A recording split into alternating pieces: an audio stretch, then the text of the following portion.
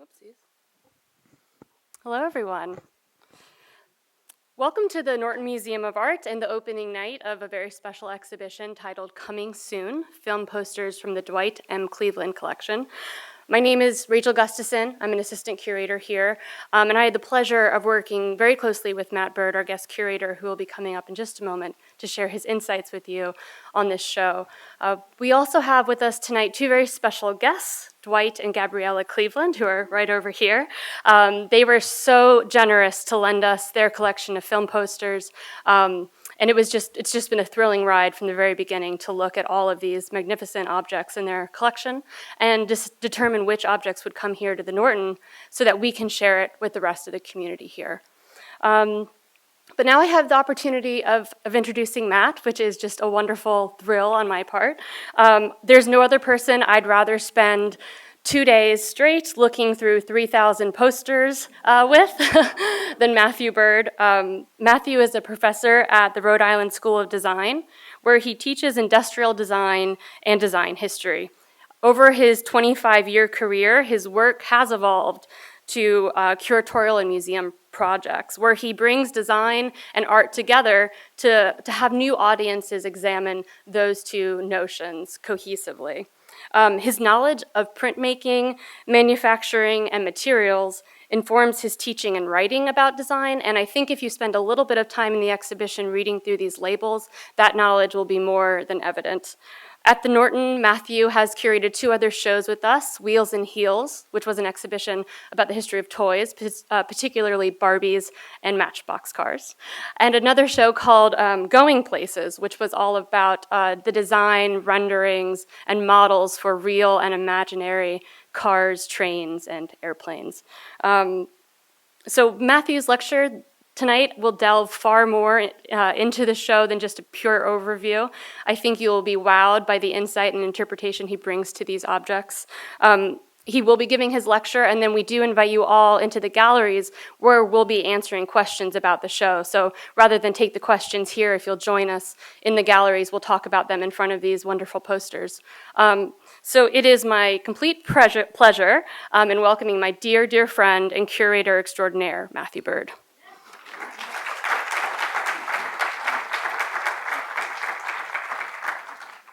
I don't feel like I have to say anything now. That was such a good introduction. I also would like to thank Dwight Cleveland, not just for his generosity in lending the posters to the Norton, but in stepping back. I've worked with many collectors, and they rarely are able to get out of the way so that you can do the right thing with the collection, right? And we wanted to put together a show that would suit the Norton and fit the space really beautifully, and he was so generous in coaxing us towards the right choices without demanding them. And then also Rachel Gustafson for helping steer all of the writing I did into a much better state than it ever would have gotten to on my own. I came down with a talk prepared to sort of explain the major themes of the show and where it went and where I could help augment and get it farther. And I threw that away the first day we started installing posters, because I had spent the year working on the layouts using digital thumbnails, and I saw the posters, as Rachel mentioned, for 2 days. We looked through more posters than a human should in that amount of time. And as a result, I was very familiar with the posters and the layout and their history, but when I started unpacking them, I fell madly in love with the actual objects and started looking for evidence of the people who made them. And I found that close scrutiny sort of opened new doors that I wish had been opened sooner, because I would have written completely different labels. So I threw away my talk and made up a new one. And I thought, instead of taking you on a digital tour of the show while you sit here, I'm going to trust you to just go look at the show. It seems fair. I trust you. And the labels include 22,000 words, but you don't need to read any of them to enjoy the show. And they're designed so that you can dip in where you want to. They're not sequential. As a result, I feel totally liberated to say, forget the normal talk. Because the reality is, I'm not a film historian, I'm a design historian, so I could fake my way through a talk about the history of Hollywood, but there are many people probably in this room who know that better than I do. What I have that you didn't get, that I can offer you as the sort of special bonus for coming to the opening night talk, is the proximity to these images. I spent a week very, very close to them with a camera that had surprisingly good zoom feature. So what I want to do tonight, instead of talking about the major themes, is actually talk about the specifics I found in the posters. And then when you go in the show, I think you'll find, I'm hoping, some new ways to consider those images. So what I did was I collected a lot of pictures that sort of asked me to think about what I was looking at differently. We tend to think of posters as a representation of an experience. Most people in the exhibition are looking at the posters and saying, I remember when I saw that movie, that was the worst date I ever had, or there's the memory attached, or the celebrity that you remember or fell in love with. And we don't really spend a lot of time examining what's going on in that poster. And one of the great attributes or assets of Dwight's collection is that it really celebrates the posters. So I want to try and bring some of that appreciation into the conversation. Just to give you a little context first, I teach design history that really focuses on manufactured objects. I teach industrial design history, and I spend a lot of time arguing about, contextualizing, investigating the overlap between art and design, the boundaries between engineering and design, where manufacturing comes into things, and when commerce started to flavor everything. For me, and we could talk about it all day and never arrive at a consensus, but for me the distinction is that art is made in limited quantities and design is made in large quantities. It's, for me, a very simple divide. Because when you start to make many of something, you change your conception of the object to suit the techniques, to bring the cost down, to make the manufacturing easier. So Isamu Noguchi could produce 2 hauntingly beautiful basket chairs, but no more because they're insanely difficult to make, whereas production chairs that were designed to be run through machines and bent and assembled could exist in the many thousands. The posters in this show live squarely in the design world. They are not produced as fine art for your home. They're produced as tools to sell a ticket. It's the basest of advertising, right? Grab your attention and steal your money, sell you a seat. And the reality is, many of the posters in this show are the only extant version of the poster. Maybe there's another. There's 2 of the King Kong poster, and that's it. They are incredibly scarce and rare now, but when produced, they were produced in the many, many thousands for short-time use, a day, 2 days, a week, thrown out, discarded, burned for heat. This is an offset printing press that shows you, the incredible rapidity of suck a piece of paper in, smack some ink on it, and move on. I want to try and talk about the artwork that's on the posters rather than their value as a piece of ephemera or a commodity. And I'm using fine art images that are all from the Norton's collection because I subversively also want to encourage you to go forth into the rest of the museum and look at things. There are a lot of techniques that fine artists use to create images. I love looking at portraits and trying to determine how they were created and what was going on and where the brushwork went. It's especially easy to see the hand of the artist in the decisions in a portrait.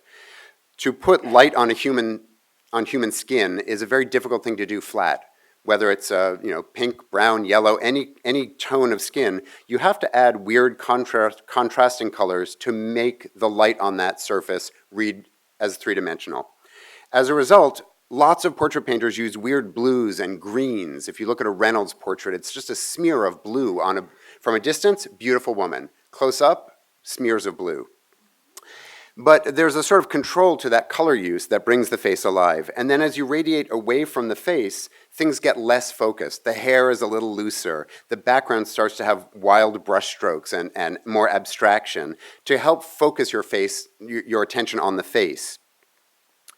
And then also a portrait painter has to think about communicating personality, emotion, mood, even a sense of narrative. We're seeing one moment in this person's life, but in seeing that moment, you sort of know when they've been naughty, when they've been good, what they're going to do next. And those are very difficult things that I think require a high degree of artistic skill and interpretation.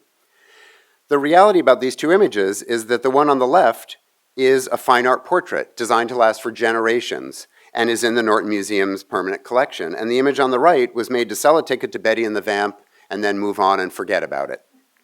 I think they're remarkably similar in the artistic integrity and techniques that were used to create the images.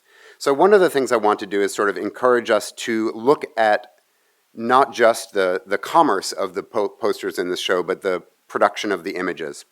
And I always find myself sort of lost in the eyes of people in portraits and looking at the ways the artist has rendered that eye. An eye is a difficult thing to draw if you've ever tried. It's a sphere and it's wet, so it's shiny, right? And then your soul comes through the color of your eyes and the pupils, and there's tear ducts, and there's all this architecture around it. They're very complicated. And I think each of these artists has really mastered how to represent all of that complexity with a little bit of pigment.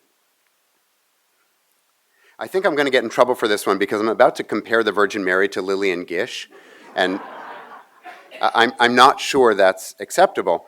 But this is another painting that's currently on view upstairs on the left, and they're completely unrelated images. They're not trying to do the same thing. The techniques don't even overlap, but there is a foundational similarity that I find fascinating. Medieval paintings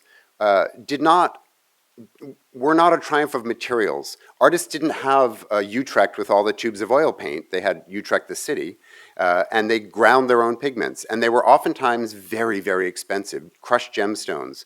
Mary's always in blue because blue is the most expensive pigment, so we really celebrated her with that.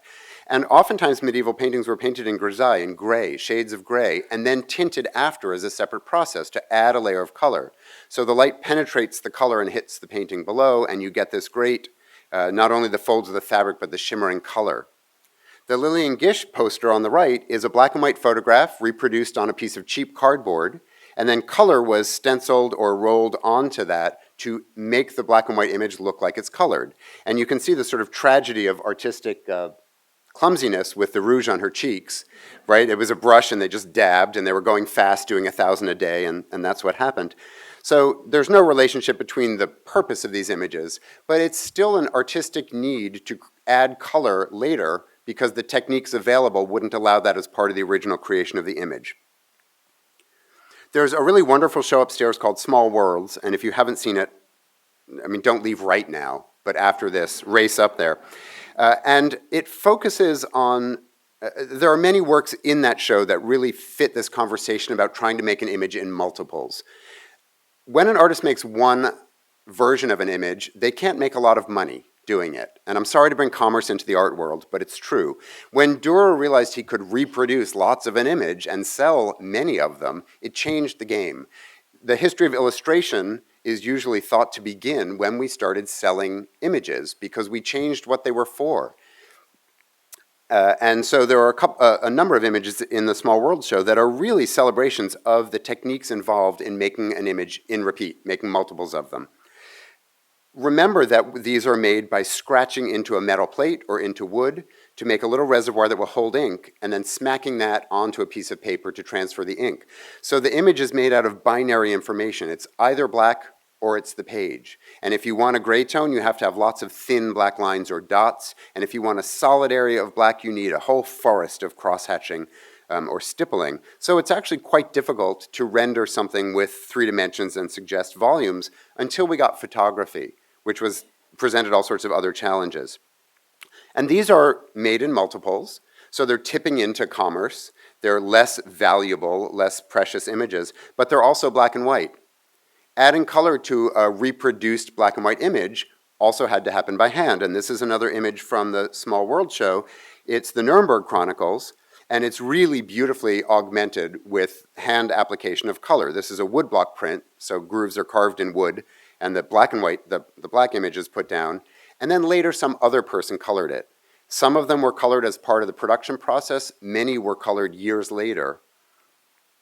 And image making changed to suit this. If you have a slightly thicker black line around the area that's going to get colored, you're giving the colorists some cheats, right? You're making an adult coloring book out of Potiphar and stories from the Bible. But that was part of this process because the original artist would not have stuck around to hand color them all. He did the original art and other people processed that. So the one at the Norton is really quite beautiful, but there are many, many others. There were over 2,000 printed, there are about 700 left today, and you can see there are varying degrees of skill in how the color was added to these, and I would say probably varying ideas about what colors should be added. Some look like they were done by artists at the time, some look like they were done much later with access to better pigments and more color ranges, and some look like they were done by a third grader with some crayons. Those were made in the thousands, which seemed like an awful lot at the time, but in 1928, Paramount alone had 72 features and produced over 200,000 posters every month. So to make that equation work, we couldn't stick with these hand techniques. Hollywood had to help advance printing to make that system more sophisticated to keep up with demand. And I was at lunch today talking about this beautiful building and Norman Foster's work on it, and we were having a conversation about how architecture has changed because of computer modeling and how we can do things now we could never have done before. That's the same story as color printing. Hollywood took architectural software that could make straight lines in a computer and realized if they could figure out how to put a light on that, they could do cartoons with computers, three-dimensional animation, which then turned back into computer software for architects to do crazy shapes. Same story with printing. Hollywood really needed to be able to add color to images to sell these movies, especially the early black and white movies, and our printing techniques just wouldn't allow it. So I want to point out some of the ways Hollywood figured out to work around this, because I don't think you'd pay attention to it if you just wandered in the show, and I find it fascinating. We could reproduce photographs in the 20s on the 11 by 14 lobby card size because it was small enough. The big posters we couldn't, but the small ones we could. There were techniques to reproduce photographs in large quantities, but only black and white. So the color was added by hand. Just like the Nuremberg Chronicles, somebody would watercolor over Greta Garbo's hat. And to speed up the process, they would make a template. So you can really clearly see the template that's been cut out to make Greta Garbo's hat yellow. And you can see even, yeah, you can see it. If you look at the upper end of the points, the artist was working with a brush mark that went upwards, and then the extra pigment pooled at the top and dried. So there's little bits of drier, sort of darker yellow at the top. But that was a faster way to add yellow than painting it by hand. You put a template down, smear some yellow, and move on. And then the background is a light green, which cuts in around her head nicely, but in that little itty-bitty Greta Garbo in the corner, that was too fussy. So they moved the green away from her head, and she has this sort of white halo to allow the artist to work faster. So just like with woodblock prints, artists started changing the images to match the way they could print them and add color. And you start to see, and this is why I sort of decided this talk would be a more useful one than anything else, because I could take these close-up pictures. With the naked eye, this wild orchid poster looks fine. With the zoom in, you start to see that the red was printed a little too low and the green was printed a little too high, and where they overlap, you get the purple background, but then on everyone's face, you get weird shadow, sort of glowing edges. But that was the result of this process of adding a stencil to apply the color or running it through a press a second time with this cheap, thick cardboard and having trouble aligning everything. So there was always going to be some misregistration. And what I love in image production is to see which people sort of arrogantly think, well, I'll just fix that. Technology will help me get better registration. I prefer the other path, which Paramount took. They said, well, all right, if we can't get neat edges, let's do sloppy on purpose. There's a whole wall of these beautiful, vivid, alarming, terrifying Paramount lobby cards where they intentionally overlapped the colors. So when you look up close at Clara Bow in the Fleet's Inn, she looks surprised and the whole image looks surprised as well because her hair is shimmering and her hands have blue on them. So they just went all in with the bright colors and crazy misregistration on purpose. Also, this technique of adding color was not unique to the photographic posters. Nightlife of New York is out in the outer gallery where some printing techniques are examined because it's so easy to see where the color was applied. If you look at the red lettering, you can see a rectangle around it, and its background is darker black. Yeah, you can, well, it's a little hard to see in the projection. The poster is sort of medium black, but behind the lettering is dark black because the stencil just had a rectangle for everything red. So the letters were printed just with paper, with white, and then they put the stencil down and smear some red over it. And they didn't even have to bother being neat because the poster was designed for that rectangle to sit there. And there's a technical term for that. It's called building a trap. You build in a black area to hide all of the misregistration. So it's a fun thing to look for in posters. And one place where it's really evident is in the projections of glass slides. This was a late in the planning edition. Dwight called me up or sent an email and said, hey, I have some glass slides. Do you think it would be interesting to project those somewhere? And I said, sure, how many do you have? Thinking he had 10. And of course he had over 1,200. So There are two big walls where we made these as big as they could be, and they rotate 600 on each side. I've been here for 2 weeks. I have not seen one twice yet. And they're really wonderful. They were made to project in theaters in between the reels. In a theater with one projector, when the film length ended, they had to take it off and put it, you're all too young to remember this. They'd put the second reel on, and so they would switch to a little lantern projector and put a glass slide up to distract people, but also to tell you what was coming Sunday, Monday, Tuesday, because these movies would be in a theater for a day or 2 days. And remember that in the early days, there was no radio even. Then there was radio, but no television, no internet. How would you advertise the movies that were coming? Only with the posters or with these glass slides. So including them in the show was wonderful, but I wanted to highlight them here as well because it's a black and white image transferred onto a glass slide, and then someone with a marker has hand-colored them, which explains why they're all sort of offensive colors. They were limited colors they could use, and the posters have been redesigned to be a version of the poster art, but on a small piece of glass with the colors sort of hopefully contained to save the artist some work. The pinnacle of this technique is a poster I spent a lot of time looking at to try and understand it, because it's not really a great poster. It's not a great photograph, it's not a great layout, it's not a great movie.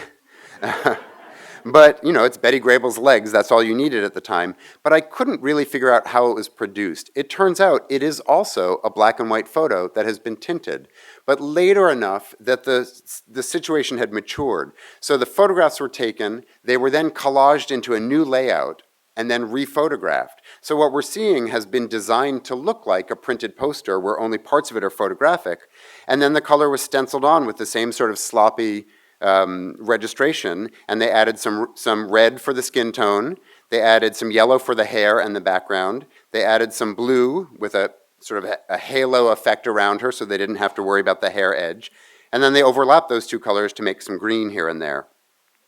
And if you zoom in really close, you can start to see the crudeness of this image, but because it was designed knowing it would be printed this way, the overall poster ends up being a triumph of graphic design as intended, not a sad poster we could only make with the printing that we had.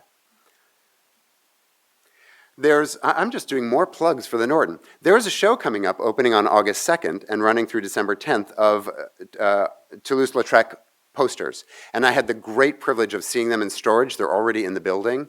And they had to drag me out of there because they're so impressive, large. We've all seen the images little on refrigerator magnets, but big, in person, breathtaking. He's remembered for a lot of things, but I bring him in here because his work in advancing lithography really informed what movie posters could become. There's one of these on view in See and Be Seen, the show next to coming soon, that you can see right now. And I just want to point out a few things about lithography by using this image. It's a totally different printing process. It takes a large piece of stone on which an artist can draw directly and uses that to transfer ink onto paper. So there's no more carving little grooves. As a result, you can get large areas of the same color without needing cross-hatching, and you can get all sorts of detail to get gradients and shading as you would if you were drawing, which you couldn't do on a metal plate. Also, you can get speckle effects by speckling pigment onto the stone or resist onto the stone. It's a technique that's called, it's called crachet, which I think is hilarious because it comes from the French cracher, which is to spit. And the material that you put on is called touche, which comes from the French for touch. So this incredibly sophisticated art image is made by spitting and touching. Art is full of terms that you assume are highbrow, but it's quite the other way around. This is a beautiful video from the National Gallery of Scotland that I extracted just to show you because I think it really helps explain lithography quickly, which is the goal. The stone, you draw on the stone with something that is oil-based, a grease pencil, and then you wet the stone. And all the rest is the basic principle that oil and water don't like each other. So anywhere that's wet will resist the ink. When you roll the oil-based ink on, it sticks to where you've drawn. It's very, very simple technique. It was figured out around 1820, but it really didn't mature until Toulouse-Lautrec's time. And a lot of the techniques that were used in lithography thereafter were things that he helped develop. And then the ink is on the stone, the paper's put on, and it's pressed or rolled to transfer the image. So one at a time, inked and transferred. So when I say they made 2,000 of a poster, 2,000 times inked and transferred, and then every single separate color, that has to happen again. And if it's a really big poster, it has to happen with multiple stones. So it is still a really laborious craft process. Am I talking too fast? That's great, because we have to move quickly tonight. So here is another image on the left from upstairs at the Norton. I did not know I was going to meet it in person on this trip. I'm really happy to have seen it. Lithography made possible this wonderful exploration between fine art and poster art. Lautrec was a fine artist who excelled at making posters. So he did some pieces meant to be in a museum forever, and some meant to promote an evening's entertainment and then be thrown out or pasted over. The world didn't mind that overlap. And what's funny is we now do. We now think that they're separate activities, commercial art and real art. So I wanted to do some pairings that sort of investigated that, and this seemed like a really obvious one for a few reasons. These are the exact same printing techniques. They're both lithographs. They were made at the exact same time with the exact same spirit of expressionist investigation. They were also each made with 4 colors, so 4 different stones to produce the image. So they're incredibly like in intent and technique, and yet very unlike in the life they've had. Kandinsky gets to live in museums, and the Cabinet of Dr. Caligari is this unbelievably rare poster, but a very famous image, promoting this famous German expressionist film. Also, interestingly, I think Kandinsky loses in the innovation prize for this because he used 4 colors as they were applied, called spot colors. He mixed that yellow, and that's the yellow that went on the paper. So he has four stones, 4 colors on the page. Whatever artist produced the Cabinet of Dr. Caligari used almost the same 4 colors, but has 9 colors in his finished image. Thank you very much. So I became really interested in these examples of technical and artistic brilliance on view in these posters. We don't think of the posters as artistically brilliant, but when I started to tease out how they were made, I was really astounded.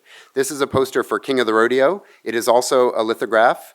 It also uses 4 colors. And that's another thing, in digital format, I couldn't figure out how many colors were being used. It was only when I saw them in person that I could understand that. A French fine art poster might use 8, 10, 12 different colors to get a richness and depth.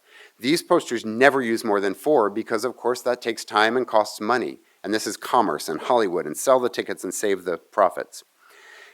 In this poster, you can see the horse in the center sort of making a shadow up on the wall from the underlighting.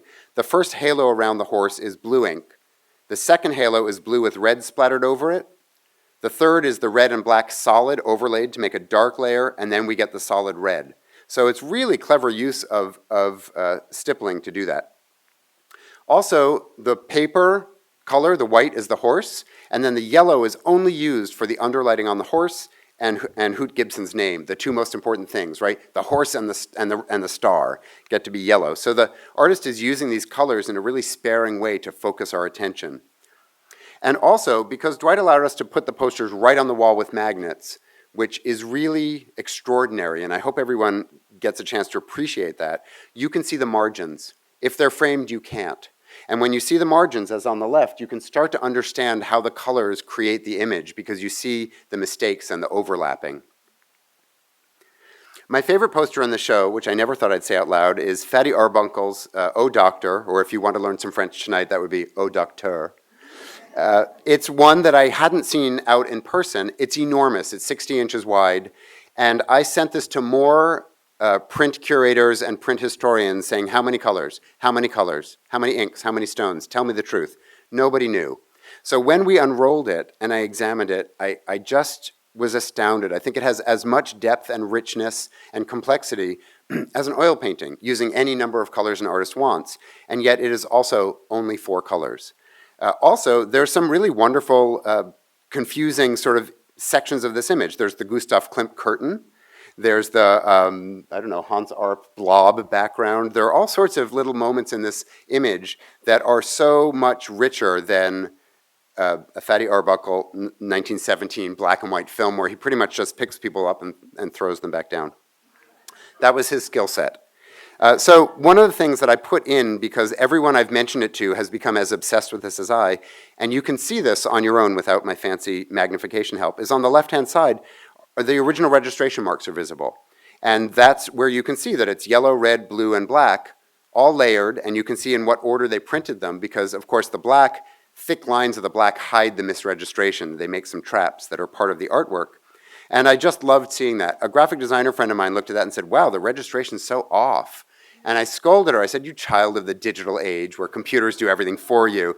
Imagine lining up that size paper on a stone by hand 4 times. I think it's astoundingly on target. And the image was designed so that that could happen. One good way to identify the colors that are used in these lithographs is to look at the lettering. Anywhere there's solid color, they're taking advantage of that color by making the letters all yellow or all blue. And you can bet that entire Robin Hood poster is made with red, blue, yellow, and black, and that's it. And yet, when you look closely at the poster, it is a triumph of color blending. So whoever prepared the lithographic stones for this and whoever made the original image really understood what happens if you layer red over white in a thin way, you get pink. If you put blue over yellow in a thin way, you get green. You can make flesh tones. You can use Toulouse-Lautrec's Crochet techniques and drawing lines and sketching lines to make reds and purples and greens and yellows. It's really remarkable. The single most, I think, sort of terrifyingly accomplished lithograph in the show is one that I only figured out yesterday, so I added it last night. This is Dona Diabla, the great Mexican actress Maria Felix, and Dwight told me yesterday it's on the cheapest paper he's ever seen.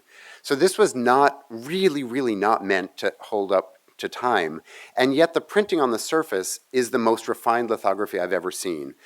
I had to do a bunch of research to find out because the image is an airbrush image. An airbrush takes air pressure and liquid pigment and sprays it so you can make a really even gradient. All of the posters and commercial advertising in the 40s and 50s was done this way.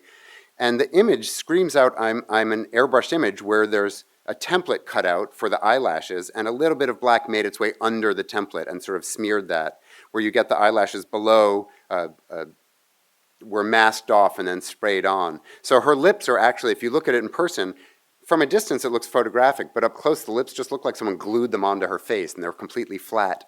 So it turns out you can airbrush on a lithographic stone. You just use an oil-based medium. So this is an artist who managed to do separate stones with an airbrush to make these smooth gradients with no little dots or flecking of any kind and have them perfectly aligned to make this image. So check that one out. I hope this isn't really boring to you. I'm having so much fun. I'm almost at the end. I promise. That color blending, the idea of speckles of different colors making a new color in your eye, where on the paper they're distinct and separate, but in your eye they mix and become pink or green or yellow, is the basis of all printing ever since. What happened to lithography was some clever people figured out you could break the image up into dots. And instead of doing it manually, you could do it photographically. So if you do the original pastel drawing, which Shanghai Express was, and then you photograph it with a screen over it that makes it into little dots, you can separate out the colors into separate artwork and make those into metal plates with photographic processes. So the metal could hold smaller details. We're almost going back to the early days of engraving, but using photography now. And so if you, from a distance, that is a drawing. But way up close, you start to see all the little dots of color perfectly aligned to create that effect of smooth gradient tones. You all know that technique because it's the foundation of everything Roy Lichtenstein did from 1961 on. That was a reference to Ben-Day dots, which were used to print comic books, where the dots get bigger and smaller to give you more red or less red. And he used that to make commentary on comic books and bring them into the fine art world and do his version of pop art. And then he continued to use them even in his later work that doesn't reference cartoons. So on the left I have an image from the MoMA's collection just to show you the sort of iconic early ones, but the Norton Museum owns the image on the right, which still uses the same sort of dot pattern. What this kind of offset lithography allowed was a combining of all the printing techniques so far. You could get flat areas of color really easily, but you could also get the gradients of dots that turned Mae West into something, although it's clearly a painting because in her mid-40s she did not look like this, but the poster misled you into thinking so. And so she's represented in a sort of a photographic, sort of beautiful, smooth gradients.